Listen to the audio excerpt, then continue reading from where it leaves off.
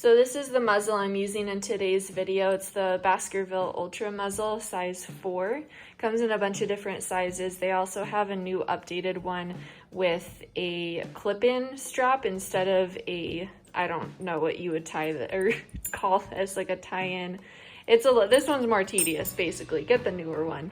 For everyone out there that doesn't think they need to muzzle train their dog because they have a super happy, nice, friendly dog, meet Wrigley. Super nice, happy, friendly dog, and I am muzzle training her. I want to challenge all of you watching this video to go out, get your dog a muzzle. I think every single dog, no matter what their temperament, should be muzzle trained. Muzzles at this point kind of come with a bad reputation. I'm trying to turn that view around. A muzzle is a really good training tool to have your dog be excited about.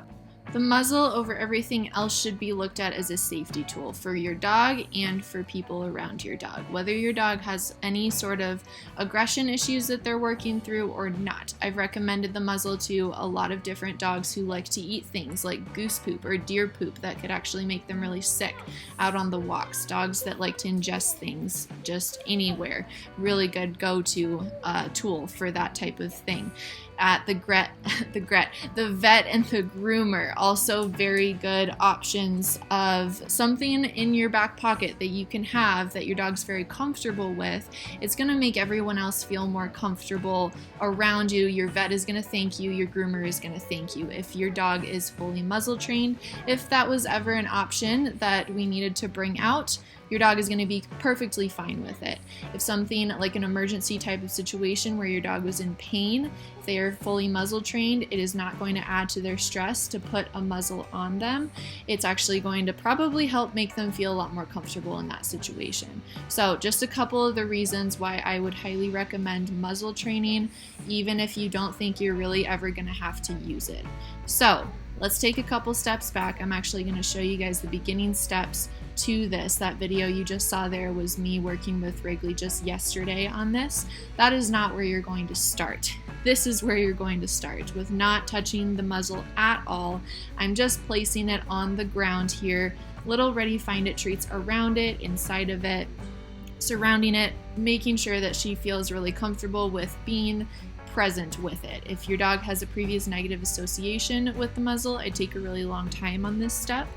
All we're really doing here is just building up a bunch of positive associations with the muzzle. Like I said, you guys are never at any point going to forcibly put the muzzle on your dog. That defeats the purpose of my training and what we're trying to accomplish here about our dogs getting excited about it. So here you're actually going to see my coworker Indy working with his dog Cora and showing you what you can do when you first break that muzzle out of the box. Keep the box. It's a very, very handy tool to have. You can actually feed your dog their dinner out of the muzzle in the box. If you put a plastic bag under the muzzle so it holds all the kibble, it will not fall out and they can eat directly out of it just like a food bowl.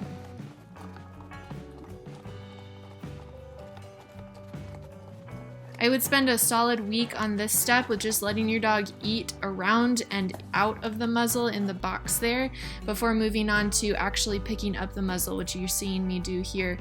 Now, when I pick it up, I'm not actually picking it up. I'm kind of just adding my hand into the equation, and you're going to see me slowly raise my hand over a period of time. Now, like I said, this was Wrigley's second or third time of me actually doing this with her, so I'm advancing a little bit more quickly than some of you guys at home might be able to do right off the bat. So here she's still just eating food right out of the muzzle. I'm doing a lot of conditioning at first with her physically just learning to stick her nose in it and expecting food.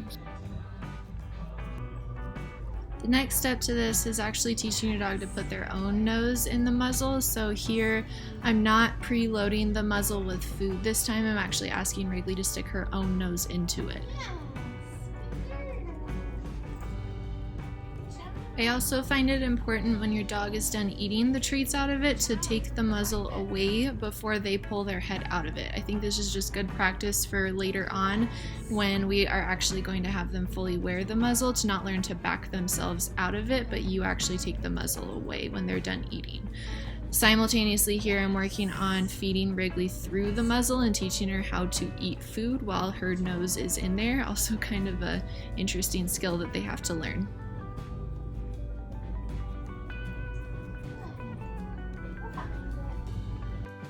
Now, if you have a more excitable dog that likes to really target things, like Cora here, she's a really good example of a dog that is making this more of a operant behavior, basically. So she's like punching her nose into the muzzle, whereas you wouldn't see Wrigley do anything like that. She's much faster at this type of behavior than Wrigley is, but this is a really good way to condition the muzzle and get your dog really excited and make it an actual behavior for them to practice. Every time that she sticks her nose in it, she gets a click and a treat.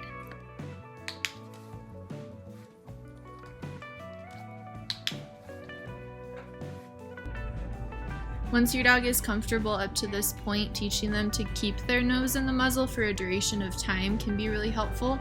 A spray can, I think I have some sort of Kong spray substance here that I'm using, but I'm kind of just getting Wrigley comfortable with keeping her nose in the muzzle a little bit longer, kind of back to that box exercise with this. We're just not including the box this time, and she's just eating food pretty much out of my hand, but through the muzzle at this point. This is definitely something that I'm also continuing to pair when she's almost done with that food, pulling the muzzle away again so she doesn't back out of it herself, and just getting her really comfortable with this stage. It is a messy stage, so stick with it, but it definitely is going to be helpful for a lot of dogs. So when it comes to the straps are the hardest part for a lot of dogs. What I have found to be very helpful for Wrigley is making a very loose loop with the straps of the muzzle and then going over her head with it. This is a very similar pattern to putting a harness on her or putting a collar on her, that she's very used to that action. Instead of me trying to hold the muzzle on her nose and then going up behind her ears and actually strapping it in that way. It kind of depends on the dog that you have and how comfortable they are with things going over their ears, but this little loop action with making it really loose at first so that they almost don't even feel it going over their ears. I'd even make it looser than you guys are seeing here in this video. I've progressively worked on tightening it further and further to Wrigley's comfort level, but just practicing that action of slipping it over their head and back off, even if they're not sticking their nose into the muzzle, would be a really helpful step. And then you can kind of move on to exactly what I'm doing right here with looping it over her ears and continuing to have her eat constant flow of food out of my hand. Here I have some spray cheese mixed, I think, with some hot dogs or something yummy inside of it. So this is definitely a good stage to get to. She's in a very awkward sit right now, but the fact that she's staying in the sit and not backing up out of it tells me that she's comfortable enough to continue with the training session. If she were to start standing up and backing herself up, I would have ended it right there, but the fact that she's still sitting is a really good indication for me that she's comfortable. And because Wrigley is sensitive to things going over her head, we always get a treat afterwards for taking the muzzle off. Here's another example of my good friend Delaney working with her dog Mickey in the muzzle. He's at a very similar step that Wrigley's at with it. Same thing, she's making the strap very loose and slipping it on over his head. We've done a lot of conditioning. Again, see my harness training video for kind of a proper leashing method is a really good go-to for this one. But you actually see him here, he takes treats very excitedly, and so he's not panicking in that moment, but Delaney noticed that and immediately is going to make it a little bit easier for him. What we don't want to have the dogs do is panic while they're in the muzzle. So you see her here take a step back, take the straps part away essentially, and go back to just targeting his nose in the muzzle, which he immediately is ready to go back to. He didn't stand up, he didn't try to back away like I was talking about earlier. Those all can be signs of stress with the muzzle. He's perfectly relaxed in his down, so Delaney feels ready for him to go back into a different repetition, and he offered his nose. Like I said before, we're not putting the muzzle on the dog, we're having the dog put the muzzle on themselves. And Mickey is just learning how to take treats a little more quietly and gently through the muzzle and not as excitedly.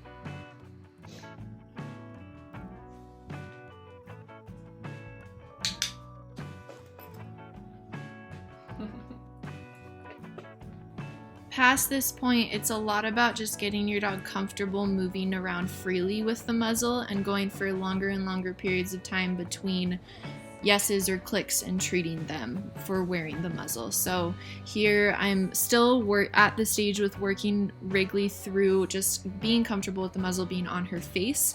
You can see her body language is really awkward and stiff. This is just what is most comfortable for her right now, and I'm trying to kind of encourage her to move forwards just a couple steps.